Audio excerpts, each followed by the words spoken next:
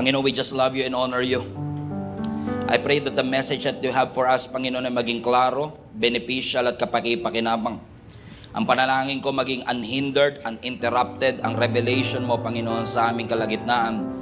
Allow our ears to hear, our hearts to receive. Allow this word, O God, na magsilbing nourishment and edification sa bawat isa, Panginoon, na makikinig nito. Allow each and every person, Lord God, not to focus on my word, but focus on the word that you're about to share to us. We honor you in Jesus' name we pray. Everybody shout. Amen. Amen. John chapter 8, we are going to read from verses 2 hanggang 11. John chapter 8 verses 2 to 11. May silang to, 1.5 hour. John 8:2. Early the next morning, he was back again at the temple. A crowd soon gathered and he sat down and taught them. As Jesus was speaking, the teachers of religious law and the Pharisees brought a woman who had been caught in the act of adultery. They put her in front of the crowd. "Teacher," they said to Jesus, "this woman was caught in the act of adultery. The law of Moses says, stone her. What do you say?" They were trying to trap him into saying something that they could use against Jesus. But Jesus stooped down and wrote in the dust with his finger. They kept demanding answers, so he stood up again and said, "All right, but let the one who has never sinned throw the first stone." Kung sino man sa inyo ang walang pagkakasala, di siya ang unang bumato. Ang sabi ng verse 8, then he stooped again and wrote in the dust. And when the accusers heard this, verse 9, they slipped away one by one, beginning with the oldest, until only Jesus was left in the middle of the crowd with the woman. Then Jesus stood up again and said to the woman, "Where are your accusers? Didn't even one of them condemn you?" "No, Lord." And Jesus said, "Neither do I. Go and sin no more." Pinamagatan ko po ang mensaheng itong a sinner saved by grace. A sinner saved by grace. I would like to take this opportunity as well. If you're joining us for the very first time, whether you are joining us here in person or online, we want to welcome you. Hindi po aksidente na dinala ka ng Panginoon sa lugar na ito. Meron pong divine appointment si Lord sa iyo. And I believe this message is not just for us who have been a Christian already, but for every person that needs salvation. A sinner saved by grace. Yung John chapter 8 po, mga kapatid, is arguably one of the most beloved passage in all of the scripture. Marami po sa atin ang familiar na sa story kung saan nahuli ang isang babae in the act of adultery. Dito rin nun natin makikita sa passage na ito yung isa sa sikat na question o sikat na statement kung saan sinabi na kung ikaw ay walang kasalanan, ikaw ang unang bumato. Ito ay istorya ng isang babae na napahiya at na-humiliate because he was caught on the very act of adultery o pagkakasala. And I pray in Jesus' name that today sa message po natin, you will focus on Jesus and what He has accomplished for us. Because Jesus died on the cross for each and every one of us. Namatay po ang ating Panginoon hindi lang para sa akin, hindi sa matatalino, hindi sa mga banal, kundi namatay ang Panginoon para sa bawat isa sa atin. And I want you to focus on the finished work of Jesus and what He has accomplished for us. And I pray that God will open your eyes for you to be able to see what He wants you to see. Kasi ang pagiging Kristiyano is more than just coming to church every Sunday. We need an encounter with Jesus. And I'm sure all of you did not come here para sa church, para kay Pastor Stephen. We came here for the Lord. We came here to feed on Jesus. Everybody say Jesus. Pakiayos nga yung monitor ko na pumipito. Ang sabi ng John chapter 8 verse 2, early in the morning, he was back again at the temple. Ang sabi ng scripture, a crowd soon gathered, and Jesus was sitting down and teaching them. And habang nagtuturo ang ating Panginoong Hesus, the teachers of religious law and the Pharisees brought a woman who had been caught in the act of adultery. Everybody say in the act. At nung nahuli nila itong babae na ito, in the act of adultery, kinaladkad nila at dinala nila sa harapan ng ating Panginoong Hesus habang si Jesus ay nagtuturo. What a timing, by the way. Na kung kailan nagtuturo ang ating Panginoon, tsaka talaga nila dinala sa gitna habang nagtuturo siya. Hindi man lang nila inantay matapos yung service. Pumipito pa rin ako yung sounds ko, please, pakiayos. Okay? They snatched a woman out of her bed. They dragged them by force. Yung babaeng ito ay half naked. Dinala nila sa plaza and they forcefully brought this woman in front, not just with Jesus, sa harap ng maraming tao. Imaginein po ninyo yung humiliation. Imaginein po ninyo yung embarrassment. Imaginein po ninyo that you were exposed, sitting or probably crawling in front of so many men, half naked, at sasabihin nila, itong babaeng ito is caught in the act of adultery. Pinarada nila sa plaza, they publicly exposed this woman. Anong sabi nila sa verse 4? Teacher. Everybody say teacher. Which is sarcastic, by the way. Kasi hindi sila naniniwala kay Jesus. So for them to call Jesus a teacher is a sarcastic tone. At sabi nila, teacher, this woman was caught, pumipito pa rin, in the act of adultery. Ang sabi ng verse 5, the law of Moses says, stone her. What do you say? Verse 6, they were trying to trap him into saying something that they could use against him. Now listen to this. May crowd, nandun si Jesus, at yung babaeng ito ay nasa gitna ng maraming tao. Arang sabi ng scripture, nahuli nila yung babaeng ito in the very act. Arang sabi ng mga Pharisees, Sadducees, and scribe, according to the Moses law, base sa patakaran ni Moises, dapat yung babaeng ito ay batuhin hanggang sa mamatay. Now, hindi lang po adultery ang kasalanan na ang punishment ay stone to death. Kasi kapag capital ang sin, capital ang punishment. In fact, sa Old Testament, kapag hindi ka marunong gumalang sa magulang, stone to death ang kaparusahan. At kapag ang magulang, amen, ay may ginawang mali sa kanyang anak, kaparusahan din ay stone to death. Maraming mga cases na ang issue o ang punishment o ang penalty ay kamatayan. At nung dinala nila yung babae ito, alam nila na ang sinasabi ng Old Testament, kapag nahuli ang isang tao na merong ibang babae o lalaki, dapat ho siyang batuhin hanggang sa mamatay. He must be stoned to death. Pero ang sabi rin ng scripture, dapat kung mahuhuli mo in the act, dapat hindi lang yung babae. Dapat kasama yung lalaki. Kasi tingnan niyo yung istorya, no? They were there, she was there, but he was not there. Andun silang lahat, nandun yung babae, pwede ka ba mangalunya na mag-isa ka lang? It takes two to tango nga, ika nga nila. So most likely, nandun yung babae, nandun yung mga tao, pero wala doon yung lalaki.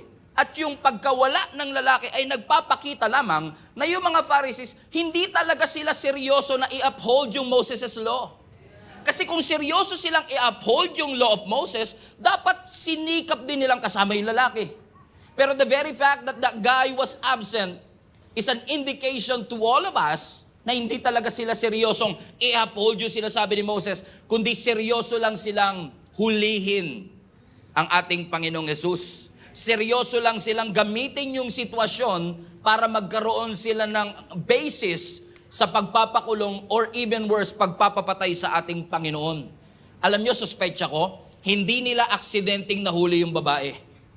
Ang suspetsa ko, sinet up talaga nila yung babae at probably kasama yung lalaki because it was a trap, it was a set up, it's not an accident. It's a buy-bust operation. Gusto nila talaga, nakaredy na kagad sila kasi ang setup na yon hindi lang para wasakin ang buhay ng babaeng ito, kundi yung setup na yon ay para mag-create ng trap para sa ministry ng ating Panginoon. At ang purpose ng trap na yon ay para dalhin si Jesus Christ sa isang predicament. As sinasabi ng mga Pharisees, nahuli namin ang babaeng ito in the act of adultery at dahil nagkasala siya, we have to deal with the sin. But you have to understand that she is not the only sinner in that place. Address natin yung issue. Kung adultery, dapat may lalaki. Ano ba sinasabi ng Leviticus chapter 20 verse 10? Pakita mo anak. Ang sabi diyan, if a man commits adultery with his neighbor's wife, parang iba sa inyo kinakabahan pag ito pinag-uusapan natin. Sabi mo nga sa katabi mo, kapit ka lang, hindi ikaw topic. Sabi mo sa katabi mo, okay. Kabadong-kabado pinagpapawisan na, nakikita ko Tingnan nyo, sabi, if a man commits adultery with his neighbor's wife, both man and woman who have committed adultery must be put to death. So both the adulterer and the adulteress will be stoned to death. So obviously, lahat ng drama na to, timing kung kailan nagpipreach. Imagine niyo habang nagpipreach ako, bigla may lalapit dito. What a drama.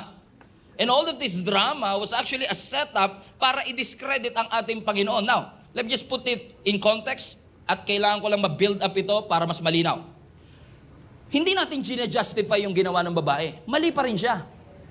Nagkamali pa rin siya. She broke the 7th commandment. And by the way, yung may pelikula, may palabas before na ika-6 na utos, at ang ika-6 na kaya utos, huwag kang mangangalunya. Pag tinignan niyo ang Bible, hindi siya pang-6. Sa Catholic lang pang-6 yun. Pero sa tunay na Bible, pang-7. It is the 7th commandment. Kasi minerge nila yung commandment 2 and 3. Pero sa totoo lang, this is the 7th commandment. She broke the 7th commandment. Right? So ano sabi ng scripture? Nahuli nila ang babaeng ito, in the act of adultery, she definitely sinned. Nagkasala siya, most probably. She was guilty. Na-break niya yung 7th commandment. At dahil ang adultery sa capital sin, karapat-dapat lamang siyang mamatay. Pero both man and woman should die. Kaya nung dinala nila ang babaeng ito sa harapan ng ating Panginoong Hesus, sabi nila, Teacher, nahuli namin ang babaeng ito in the act of adultery, at sabi sa Moses law, kailangan natin siyang batuhin hanggang sa mamatay. Now think about this. They were trying to convince the Rock of Ages to stone this woman. Batuhin mo. Yan ang sinasabi ng law of Moses. You know what? I've realized that this is how religious people thinks even in our generation. Masakit man tanggapin. Pero hindi natin dinadrag ang babae out of her bed. Pero marami sa atin kapag nagkamali at nagkakasala, instead of exercising grace, we exercise condemnation. Ang sabi ng scripture, Jesus is both filled with grace and truth. Hindi pwedeng puro grace na walang truth. Are you with me? Kasi kapag puro grace pero walang truth, that's meaningless. Pero hindi rin pwedeng puro truth na walang grace. Kasi pag puro truth na walang grace, that's mean. Masyado mang harsh. Masyadong legalistic.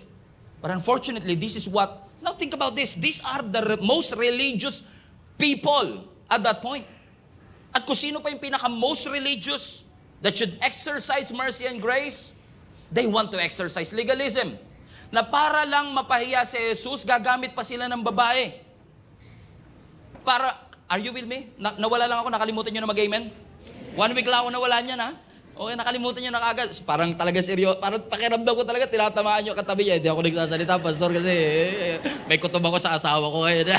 Joke lang. Joke lang. Okay, this is what the religious people are doing. They want to stone her. The Rock of Ages, stone her. They want to stone her. By the way, they are in front of the temple. So, they want to stone her in front of the house of God in the presence of Jesus. Batuhin niyo yan hanggang sa mamatay. Habang ang lahat ng tao, in fact, sa ibang translation, sa ibang passage ng scripture, mas klaro na nilagay yung babae in the middle of all them. So lahat sila nakalibot. At lahat sila nakatingin sa babae. At habang ang lahat nakatingin sa babae, ang sabi ng scripture, si Jesus, he stooped to the ground. Hindi niya tinignan yung babae. Habang dinidisgrace ng lahat yung babae, si Jesus, ipinakita niya yung kanyang grace. Ipinakita niya yung kanyang pag-ibig sa babaeng ito. Nasabi ng scripture sa verse 6, habang they were trying to trap him into saying something that they could use against them, basta sa last part, but Jesus stooped down on the ground and wrote in the dust with his finger. Sabi ng scripture, habang lahat sila nagkakagulo, habang lahat naghahanap ng sagot, si Jesus Christ lumuhod, nagsulat sa ground. Nagsulat si Jesus gamit ang kanyang finger sa dust. Nagsulat si Jesus hindi sa libro na permanent. Nagsulat si Jesus sa dust na pwedeng burahin. Or sabi ng ibang mga Bible scholars sa cobalt stone na hindi pa rin makikita. Mabubura pa din. And why would God do that? At ang tanong na maraming tao, ano nga ba sinulat ni Jesus Christ na nag-cause sa lahat ng nakakita na isa-isang nag-alisan mula pinakamatanda hanggang maraming speculation. Pero wag na nating palinawin yung malabo at palabuin yung malinaw. Hindi natin alam kung anong sinulat niya. Pero may guess ako. Isa sa mga hula ko, probably sinusulat ni Jesus yung pangalan ng mga tao na nandoon. Pauline, addict. Rob, may anger management issue. At habang nababasa nila, siguro yung kanilang pangalan, isa-isa sila nag-alisan. Brad, dali ko dyan. Hindi pa alam ng asawa ko yan. Probably. Or probably, mas parang accurate, probably Jesus was writing the Ten Commandments. Isa-isa sinulat ni Jesus. Commandment number 1, love the Lord your God with all your heart and with all your soul.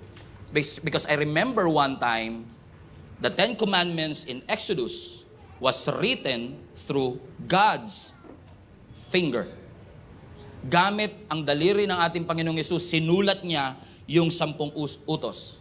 At kung gagawin ni Jesus Christ na isusulat niya uli ang 10 Commandments doon sa impermanent dust or cobalt stone, in essence, para sa akin, He was asserting His divinity. You are trying na itrap ako sa law? Hindi ba ninyo alam na ako ang nagsulat ng law? He was trying to assert His divinity. I am Jesus, the Son of God. At think about this, kung sinulat, ito matindi, kung sinulat talaga ni Jesus yung 10 Commandments, di ba kasama doon yung thou shall not commit adultery? At kung kasama yung thou shall not commit adultery will be there, parang mas lalong lalakas ang loob ng tignan nyo, nakalagay doon sa 10 Commandments na sinusulat ni Jesus, thou shall not commit adultery.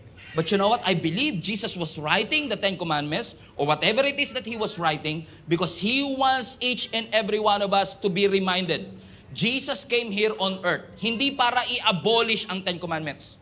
Pumunta ang ating Panginoong Yesus dito para i-accomplish, not demolish, i-accomplish ang 10 Commandments, ang law requirement. Na habang ang mga Jewish people merong 613 commandments, 613 commandments, ang naging sagot ng Lord John 3:16. For God so loved the world that He gave His only Son, so that whoever will believe in Him will not be perished but have everlasting life. Meaning, that law, pagdating natin sa langit, kung magkikita-kita man tayo sa heaven, it is a reminder for all of us that that 10 Commandments was not fulfilled by us. It was fulfilled in us. Finulfill ni Jesus, pinapaniwalaan mo, and since you believe in that, you are not righteous by your doing, but you are the righteousness of God in Christ. That's why, folks, it's called the good news of Jesus Christ. Kapag nakarinig ka ng good news, lumungkot ka, hindi good news yun. Kapag nakarinig ka ng grace na hindi amazing, hindi grace yun. Because the grace of God is always amazing. The mercy of God is always amazing. And His works are amazing too. Palapakan natin ang ating Panginoon. Glory to God. So, Jesus, according to the law of Moses, we should stone her to death. So binigyan nila ng dalawang options si Jesus. Yung option number 1, batuhin mo. Ang option number 2, wag mong batuhin. So think about this. Pag binato ni Jesus yung babae, sa civil law na lang muna tayo, civil law. Pag binato ni Jesus yung babae, ma-offend niya ang mga Romans. Kasi Romans ang sumasakop sa mga Israelites nung time na ito. Under sila ng colony o pamamahala ng Romano. At ang may karapatan lang magbigay ng capital punishment, Romans. So kung babatuhin niya hanggang mamatay, magagalit ang Romans. Kung hindi niya naman babatuhin, magagalit ang Jewish. Kasi sa Jewish law dapat batuhin. Ang hirap, no? So kahit anong gawin ni Jesus, batuhin ko siya o hindi ko siya batuhin, trap ako. Yun yung predicament. Kaya kala ng mga Pharisees, confident sila, huli ka ngayon. Kasi kung batuhin mo yan, galit ang Romans sa'yo. papapatay ka nila. Pero kapag di mo naman binato, kami magdedemanda sa'yo. Kami maghahabla sa'yo. Mamamatay ka din. Dalawang option ang binigay nila kay Jesus Christ. Pero hindi niya pinili ang kahit anong option. Nagbigay siya ng pangatlong option. Ano yon? Love. Kasi the only way for you na mapagsama yung justice at yung grace is love. Gusto nilang gawing Godfather si Lord. Alam niyo yung Godfather? Heavy on sin, little on grace. Nakalimutan nilang hindi Godfather si Lord. He is a Father God. Tatay natin siya. That He is filled with grace and filled with mercy. That's why, especially if you've been a Christian for quite some time, minsan pag naririnig natin, we are saved by grace, parang wala nang tama. And just a warning, kapag naririnig mo that you are saved by grace, hindi na tumatama sa'yo, something is wrong. It should always remind you about the grace of God. Maybe kaya hindi na siya tumatama because we are relying or expecting that what we are doing for God is actually enough for God to save us. Hindi niyo ako nagigets. Na kaya siguro hindi na tumatama kasi iniisip mo, lagi naman ako nagsisimba. Pagdating ni Lord niya, maawa na siya sa akin. Lagi nagsisimba to, baka naman iwanan pa natin. But God is a God of justice.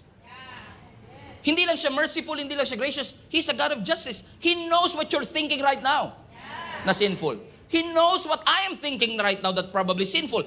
Alam ng Diyos, hindi lang yung salita mo, hindi lang yung kilos mo, kundi yung laman ng ating kaisipan. And we are one sin away from hell. One sin will bring us to hell. In case hindi nyo alam, ang standard ng langit hindi good enough. Hindi pabaitan ang pagiging Kristiyano. Reminder lang ha, maraming hindi Christian, mas mabait pa sa atin. Sasabihin natin pabaitan, sa waiter, mas mabait pa sila minsan kaysa sa atin. Mas mabait pa minsan sila sa security guard kaysa sa atin. So hindi pabaitan ang pagiging Kristiyano. Ang pagiging Kristiyano is operating in the grace of God. That we can come boldly to the throne of His grace. Parang sila sabi natin, Pastor, tingin ko kung pabaitan lang, mas mabait ako sa Kanya. Pero sa tingin ng Panginoon, pareho lang kami. Bakit pareho kami makasalanan? That even our best effort is not enough for us to please the Lord. So kung hindi enough yung effort ko to please the Lord, paano ko matatanggap ng langit? Kaya bumaba si Jesus. Kasi yung hindi natin kaya, finulfill ni Jesus. So you did not fulfill it. It was not fulfilled by you. It was fulfilled in you. So hindi mo ginawa, pero ginawa ni Jesus for you. Hindi ba magandang balita yun, mga kapatid? Hamin namang yun. Sarap! Sarap sa feeling na parang nilift ng Lord yung burden of religion, burden of legalism. Na sinabi ng Lord, salamat po. Hindi ka pala Godfather. Ikaw ang Father God ko. Kasi kapag hindi mo naintindihan ang grace ng Lord, madaling kumuha ng bato at mambato ng iba. Pero kung naiintindihan mo ang grace ng Lord, hindi madaling kumuha ng bato kasi alam mo yung bato na yun pwede rin sa'yo. Kaya I want every one of us, the global family online, all of us should understand that the grace of God placed each and every person right here, right now, on equal footing. Pare-pareho po tinatapakan natin kung grace ng Lord ang ating pag-uusapan. And who is the epitome of God's grace? Jesus Himself. Siya lang ang may kayang emerge at infuse ang justice and forgiveness. At the same time, paano? Through His love. Kaya sabi ng mga Pharisees and Sadducees, nahuli namin yan. Dapat batuhin natin siya. At nung si Jesus nagsusulat sa ground, tingnan nyo tinatanong siya, inignore niya lang sila. May minsan talaga, silence is the best response. Okay, kesa sabihin mo, kesa i-message mo, di ba? Kuha ka ng notes, sulat mo lahat ng masasakit na salita, burahin mo after. Huwag mo i-send. Joke lang, just kidding. Don't do it. Okay, gagawa ko yun eh. Joke. Amen? They keep on insisting, ano na sagot? Ano sabi ng verse 7? They kept demanding an answer. So si Jesus na nakaluhod, tumayo uli siya, and He said, alright, makulit kayo Okay. Pero kung sino man sa inyo ang walang kasalanan, alam ko nagkasala itong babaeng ito. So napansin nyo, hindi niya hindi minaliit ni Lord yung kasalanan ng babae. Alam niya ang kasalanan ay kasalanan. So don't think for a moment na minimize ng grace ang kasalanan. No. Sin is a big deal. Kasi kung ang sin hindi big deal, hindi nabababa, ang hari ng mga hari at Diyos ng mga Diyos. Kung hindi big deal ang kasalanan, angel na lang dapat pinadala niya. Kaya mo na yan. Right? Pero kaya, yung anak ng Diyos ang pinadala kasi alam ng Lord, walang kahit sinong anghel, walang kahit sinong biblical hero ang kayang tumubos sa kasalanan nating lahat. Kaya, even the Son of God, the darling of heaven, the beloved Son of God, ay pinadala niya para sa iyo at para sa akin. Wala ka pang kakayanang buksan ng mata mo, nakita ka na ng Diyos. Sabi ng Lord, alright, sino sa inyo walang kasalanan, siya ang unang bumato. Hindi niya inantay yung sagot nila kasi alam niya ni Lord na wala silang masasagot. Kaya, ang sabi ng verse 8, yumuko uli siya and he wrote again in the dust for the second time. At ang sabi ng verse 9, and when the accusers heard this, ano yung this? Na kung sino sa inyo ang walang kasalanan, siya ang unang bumato. Nung narinig ito ng mga accusers na Pharisees, scribes, Sadducees na laging malungkot. Because they're sad, you see.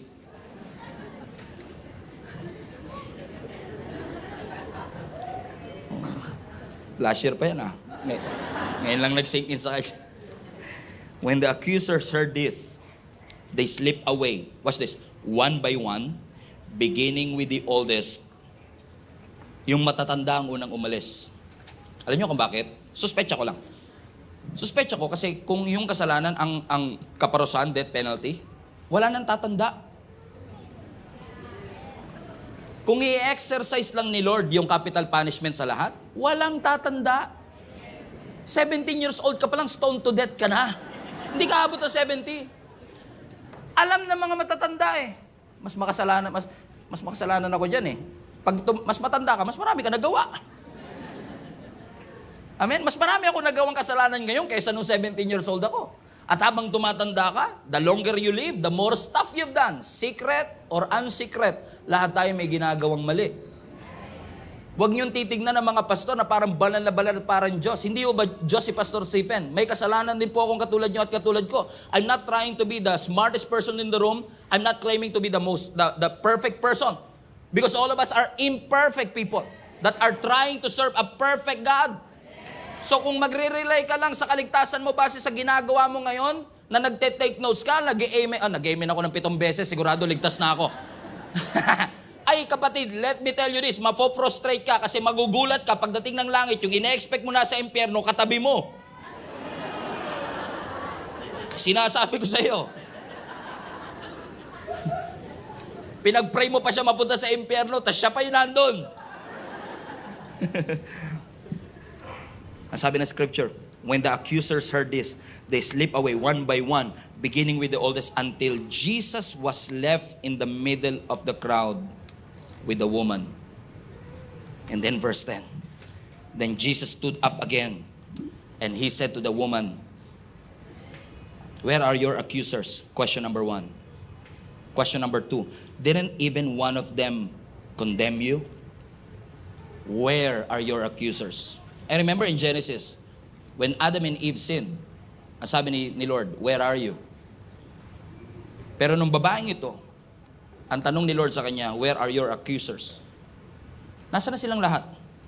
Wala sila.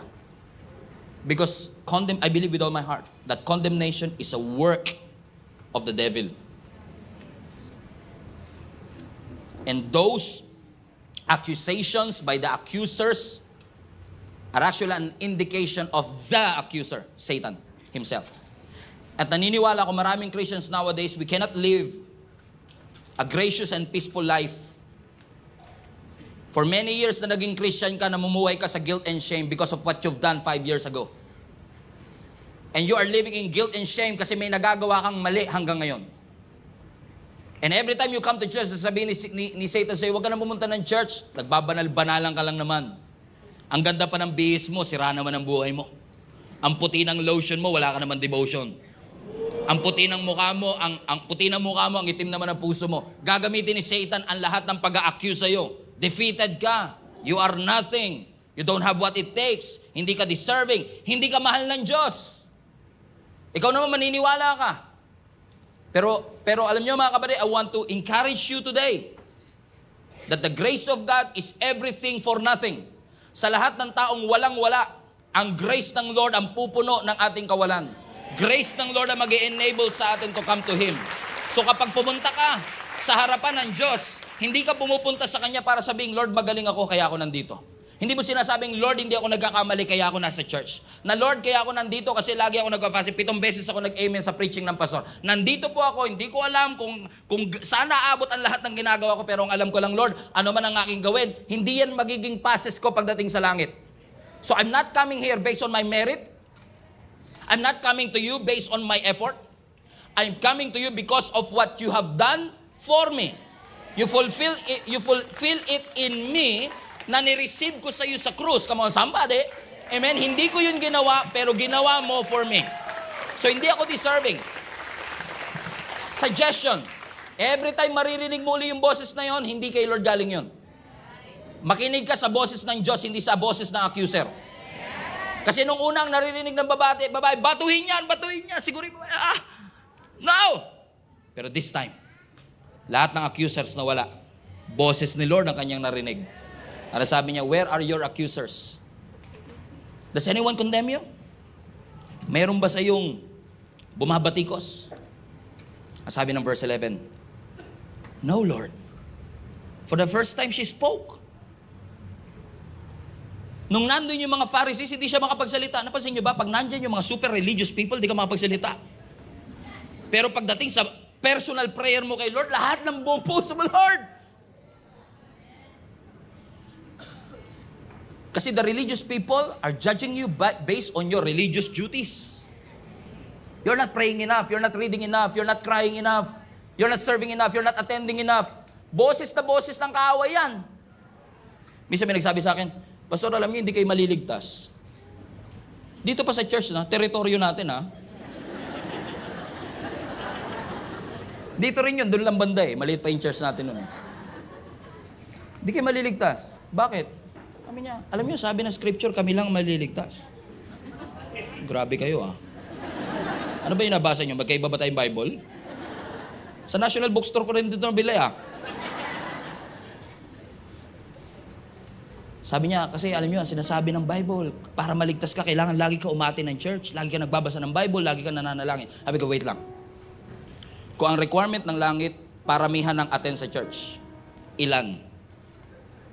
Para aatinan ko na lahat araw-araw. Kasi hindi ako sure kung buhay pa ako bukas eh. Right? Eh kung 4,030 pala, tapos naka 1,070 ka pa lang, eh di araw-arawin mo na. Kasi hindi ka sure kung buhay ka pa bukas. Paramihan ng prayer, gano'ng katagal? 2 hours? Gawin ko na. But God's salvation is not based on what you can do for Him. Hindi to paramihan ng attend, paramihan ng nabasang Bible, paramihan at pagalingan ng pray. Nakapag nag-pray ka, nagbabago pa boses mo. Oh, Heavenly Father, we come to you with the throne of your grace. You're weird. Weird mo, Brad. Normal lang. Alam niyo yung tatay ko, si Tatay Larry, kahit pastor yun, pag nasa bahay kami, hindi ko sasabihin, oh, Heavenly Pastor, I come to you today and I want to ask for money for my field trip. Di ba pag nakikipag-usap ka sa tatay mo, chill, normal. But people are sometimes doing that kasi pag mas mataas ang boses ko, mas malalim ang boses ko, mas spiritual ako sa harap ng maraming tao. So you're trying to impress the people that are listening to you that you miss the Jesus that you are praying about. What happened to us? We are not called to be religious. We are spiritual, not religious. We are spiritual beings, not religious beings. Ang sabi ng Lord, asa ng mga accusers mo? No, Lord. But watch this. Verse 11. And I want you to listen to this. If you're suffering with guilt and shame, no, Lord. And Jesus said, neither do I. Kahit ako, hindi kita kinokondem. Now, alam niyo to, no?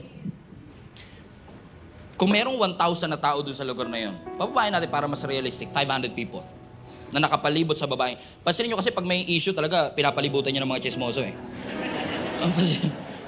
Ano meron dyan? Ganun talaga eh. Lalo, buti nilang hindi Pilipinas nangyari to. Kung sa Pilipinas nangyari to, may umaakyat pa yan sa poste, kuryente, di ba? Sino yan? Habang pinapaligiran siya ng daang-daang tao, Kinokondem siya. Batuhin na yan. Hindi siya makapagsalita. Pero nung si Jesus ang nagtanong sa kanya, sabi niya, neither do I condemn you. Go and sin no more. Habang ang lahat nagko-condemn. At ang lahat nagsasabi, batuhin na yan! Batuhin na yan. Let me tell you this. Ni isa sa kanilang lahat, wala silang karapatang kumuha ng bato para batuhin ang babaeng ito. Si Jesus lang ang may karapatan. Sa totoo lang, siya lang ang perfect eh. Sa lahat ng nandun, siya lang ang perfect. So kung meron mang may karapatan at may kakayanan, si Jesus. Pero ginawa ba ni Jesus? Eh bakit tayo? Hindi naman tayo perfect. Ang lakas ng loob natin mambato ng iba. Kung yung perfect one nga, na Rock of Ages, hindi niya yung kayang gawin sa mga makasalanang katulad ng babaeng ito. Masyado na kasi tayong religious. We are trying to protect our organization, our denomination. Na nakalimutan na natin protektahan ang puso, ang buhay ng mga taong bumagsak at nagkamali, na filled with guilt and shame. Kung wala si Jesus, this woman is probably dead. But Jesus saved her from death. Literally, spiritually. Niligtas siya ng ating Panginoon.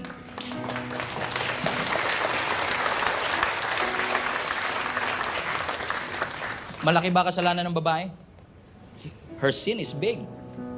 But her Savior is bigger. Jesus is bigger. So I'm telling you this. When something is wrong, when you feel like you don't have it all together, pakiramdam mo hindi ka perpekto, hindi ka malinis, hindi ka karapat-dapat, when something is out of place in your life, palagay mo you being hypocrite of serving and coming to church, and alam mo meron kang lifestyle of sin.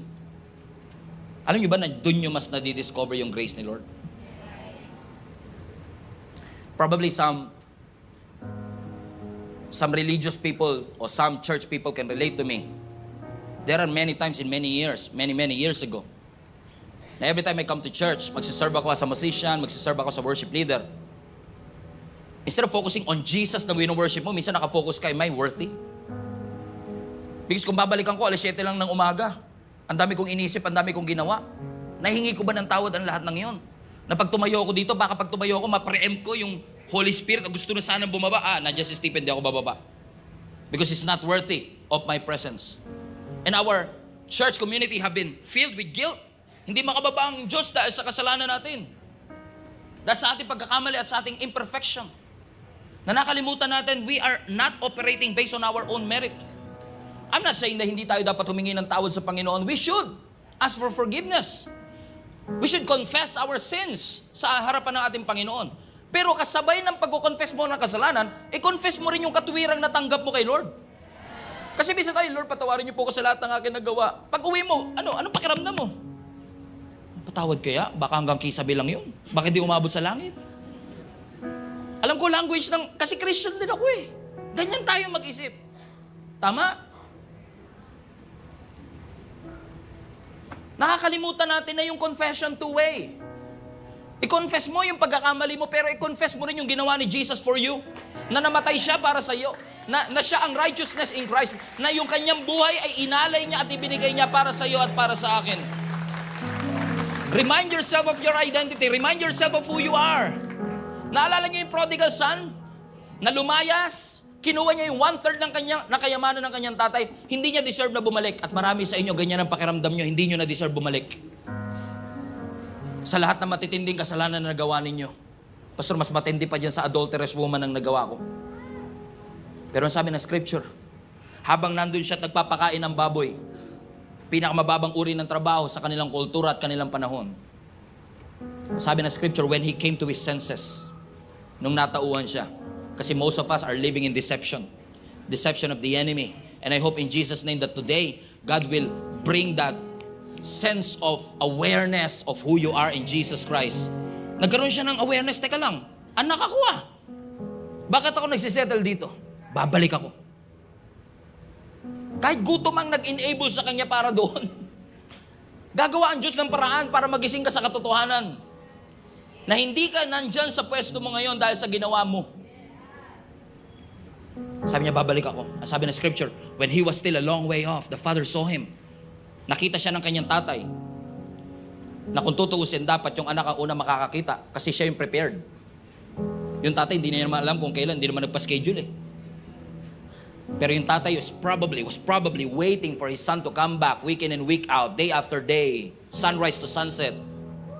Sabi ng scripture, while he was still a long way off, finally, yung walang galaw, yung walang kaluskos, nagkaroon ng kaluskos, and he saw his son. At nung nakita niya yung kanyang anak, hindi niya inantay yung anak niya makarating sa bahay. Siya na mismo ang lumapit. A picture of Jesus Christ na hindi niya na inantay na ikaw yung umakyat ng langit. Kaya na mismo siya na ang sumalubong sa'yo. Niyakap niya ang kanyang anak. Hinalikan niya ang kanyang anak. And he restored everything back to him. Sabi ng kanyang anak, Father, I have sinned against you. And the Lord, I'm no longer worthy to be called your son. Kung may commentary lang ako, gusto ko lagyan ng commentary. Kailan ba tayo naging worthy in the first place? Kahit nung nandun ka sa bahay, you're not worthy. I'm no longer worthy to be called your son. Just make me like one of your hired servant. Willing na siya mag-settle sa pagiging slave kahit anak siya. At marami sa atin, willing na tayo maging slave kaysa maging anak. Basta mapunta lang sa langit, okay na. That's not the best life and the perfect life that Jesus bled and died for you. Huwag ka mag-settle doon. Amen. He wants you to experience heaven here on earth. Come to Jesus. Come to the Lord. And the very same law na ginagamit ng mga Pharisees na ito para gamitin sa babae para siya'y mamatay, they don't realize that even the law is an act of mercy. Think. It's an act of mercy. Kung hindi merciful ang Diyos, hindi niya nabibigay yung law in the first place. Masunog kayo dyan. Pero at least gumawa pa ang Diyos through His mercy. At least man lang gawin nyo to. Pero hindi yung pinagawa ng Lord para maging basis, okay, tanggap ka. Hindi ka tanggap. Binigay ni Lord John to put us at the end of ourselves. Nag-get yung sinasabi ko? Binigay ni Lord John para ikaw na nagkiklaim na capable yung law, para sabihin mo hindi ko pala kaya. Sino sa inyo nagagawa niyo yung 10 utos? Hindi mo nga kabisado eh. Paano mo gagawin? Di ba? Mahirap gawin yung hindi mo kabisado. Pero bakit yung bata, kahit John 3:16, kayang kabisaduhin? Because there's something about God's grace. There's something about God's love. Na sometimes you don't have to know minsan kahit hindi mo kabisado, nagagawa mo siya because the grace of God operates in you. Amen? Kasi sabihin ng iba, hindi po ako nangangalunya. Pero nagsisinungaling naman. Pero nagagawa yung iba. Pastor, grabe ka naman magsalita. Ay, talaga pong grabe kasi ganun din ako eh. Lahat po tayo pare-pareho. Pero ano ang nag-enable sa atin para makapunta tayo sa presensya ng Diyos? Grace of God. Ang sasabihin ng relihiyon, gawin mo muna to para maging anak ka. Ang sasabihin ng grace sa'yo, anak ka. So now, go and sin no more. Go and sin no more. So I don't know who is this for. Sa panahong ikaw ay guilty, ashamed, panahon na alam mo nagigilty ka na because you have a lot of secret sins. You're hiding it for decades. You're hiding it for years. Alam nyo, ang pinakalugar na pupuntahan mo sa gitna ng pagkakamali, hindi simbahan. Paanan ni Jesus. Doon ka pumunta sa paanan ni Jesus. Kasi siya lang ang pwede makapagbigay sa iyo ng grace and access sa Diyos. Allow Jesus to embrace you. Allow Jesus to accept you. Allow Jesus to heal your wounds. Alam mo si Jesus na mahalin ka. Alam mo si Jesus na ipakita niya sa iyo that there is a better way. Regardless of the amount of your sin or the type of your sin, His grace is so much bigger than all of it. At kapag lumapit ka at tumakbo ka sa Panginoon, hindi ibibigay ng Diyos kung ano kailangan mo. Hindi ibibigay ng Lord sa iyo kung ano deserve mo. Ang ibibigay sa iyo ng Lord yung kailangan mo. Yung pag-ibig niya. Kailangan mo. Kasi yung deserve mo, kaparusahan. Yung deserve natin, kapahamakan. Yung deserve natin, mapupunta tayo ng impyerno. Kung ibibigay ng Lord lahat ng deserve natin, wala. Pero buti na lang, hindi binigay ng Lord yung deserve natin, ang binigay niya yung kailangan natin. Ano yung kailangan natin? Pagmamahal. Thank you, Lord Jesus. I am a great sinner, but Jesus is a greater Savior. You are great and greatly to be praised. You are wonderful, magnificent, awesome, wonderful God. Romans chapter 5, read this together. Read this together, Romans 5. Our faith in Jesus transfers. Listen, transfers.